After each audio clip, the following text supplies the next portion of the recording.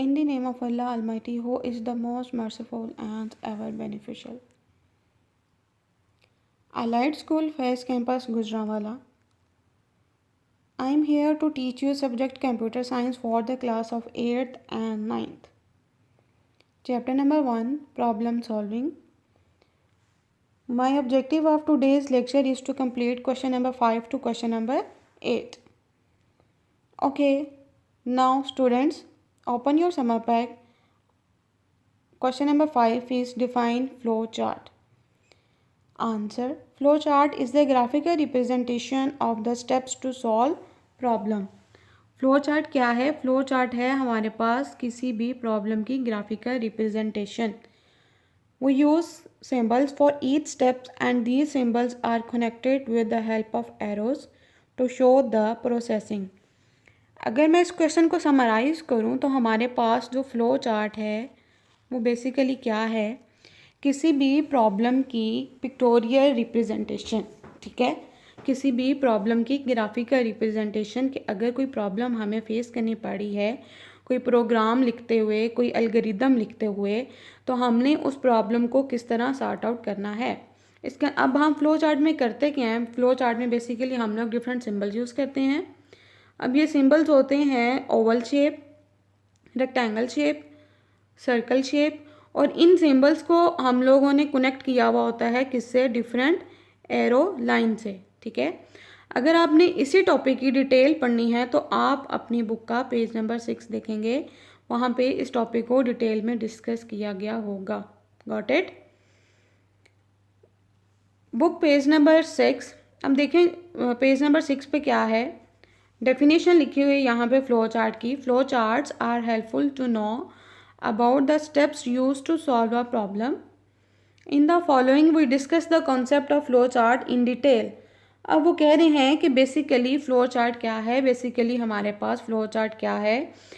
किसी भी प्रॉब्लम को सॉल्व करने के लिए हम लोग जो ग्राफिकल रिप्रेजेंटेशन बनाते हैं किसी प्रॉब्लम की, वो है flow chart.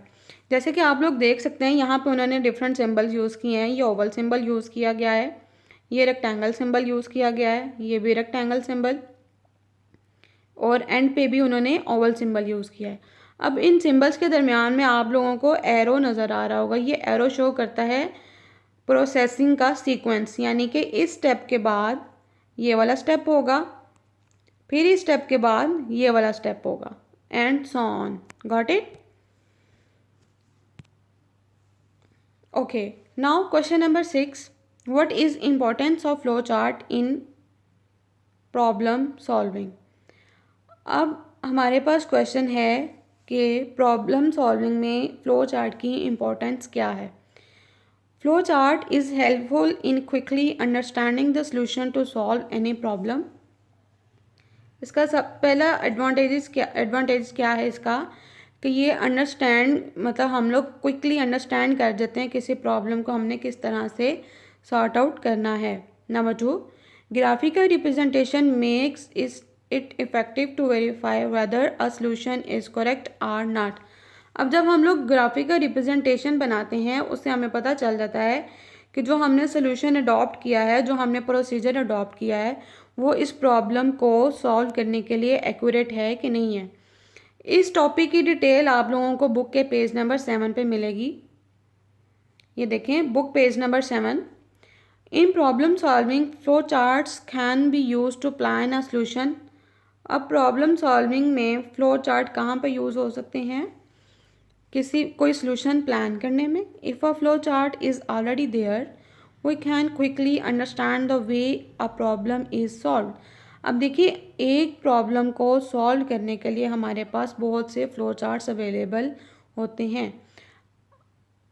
It is more effective to visualize a solution graphically than a text.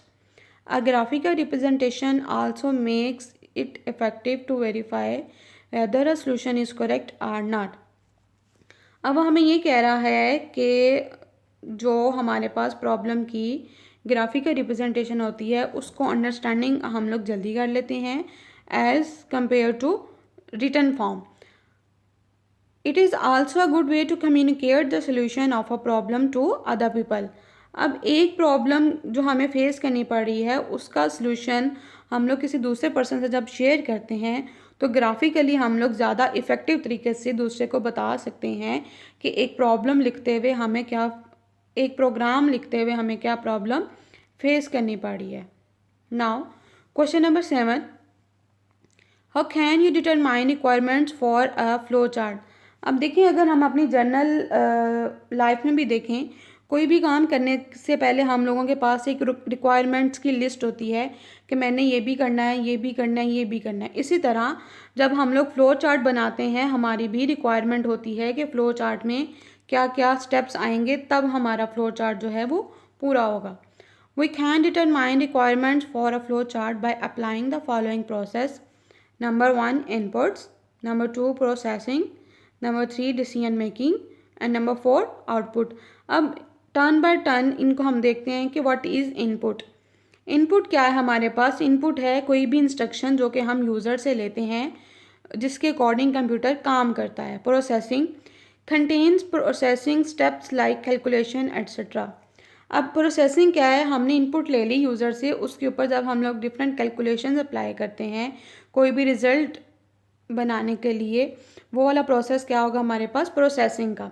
Decision making, processing के बाद जो नेक्स्ट स्टेप है वो हमारा आता है डिसीजन मेकिंग के हमें जो सोल्यूशन मिला है वो इस प्रॉब्लम के लिए करेक्ट है कि नहीं है। Number 4 display the information. Number 4 output, उसमें क्या करते हैं कि जो हमारे पास फाइनल रिजल्ट आता है हम उसको क्या करते हैं? डिस्प्ले करते हैं। इसी टॉपिक को अगर आप डिटेल में पढ़ना चाहें तो आप अपनी बुक का पेज नंबर 7 देख सकते हैं। यहाँ पे उन्होंने डिटेल में बताया हुआ है determine requirements for a flow chart. यहाँ पे सबसे पहले inputs, processing, decision making and outputs. Now question number 8, right different symbols used in flow chart. Question number 8 हमारा क्या है? डिफरेंट सिंबल्स आपने बताने हैं, कौन से सिंबल जो कि यूज़ हो रहे हैं किसमें? फ्लो चार्ट में। Number 1, this is Oval shape and it is used for starting of flow chart and ending of flow chart. Number 2, flow lines. अब ये फ्लो लाइंस किस तरह यूज़ होती हैं? फ्लो लाइंस जैसे आपने पहले एग्जांपल में देखा कि ये स्टेप बाय स्टेप जो प्रोसीजर है उसको शो करने के लिए हम लोग ये एरो लाइंस यूज़ करते हैं। Number 3, parallelogram, it is used for input and output the data. Number 4, ये हमारे पास है रेक्टेंगल सिंबल। रेक्टेंगल सिंबल में हम लोग कोई ना कोई प्रोसेसिंग शो करते हैं।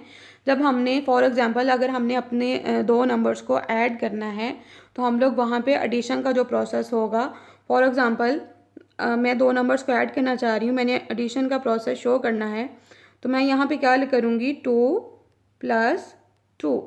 जो एडिशन का प्रोसेस होगा वो मैं किस में शो कराऊँगी? रेक्टेंगल सिंबल में। Number 5, diamond symbol, this is called diamond symbol. Diamond symbol कहाँ पे यूज़ होता है? जहाँ पे आप लोगों ने कोई ना कोई कंडीशन अप्लाई की होती है या जहाँ पे हमें रिजल्ट जो है वो चाहिए होता है ट्रू और फॉल्स की शक्ल में, हमें रिजल्ट चाहिए होता है, हम लोग वहाँ पे यूज़ करते हैं diamond symbol. Number 6, circle and it is also called as connector. इसका यूज़ क्या है? It is used to connect और जॉइन फ्लो लाइंस। अब अगर सपोज करें आपका फ्लो चार्ट जो है वो नेक्स्ट पेज पे जा रहा है और फ्लो चार्ट का एक हिस्सा एक पेज पे है और उसका दूसरा हिस्सा नेक्स्ट पेज पे है, तो आप फ्लो चार्ट को ज्वाइन करने के लिए जो सिंबल यूज़ करोगे वो कौन सा सिंबल यूज़ करोगे? सर्कल सिंबल, और उसको क्या कहते हैं? Connector. And number 7 is this is your annotation symbol. It is used to provide additional information about another flow chart symbol। इसको आप सिंपली इस तरह भी कह सकते हैं, ये कमेंट्स हैं, कमेंट्स, या आप इसको कह सकते हो दीज आर रिमार्क्स। ये हमें बताते हैं कि ये सिंबल, अगर हमने डायमंड सिंबल यूज़ किया है तो डायमंड सिंबल में बताते हैं कि बेसिकली प्रोसेस किस किस्म का प्रोसेस हो रहा है।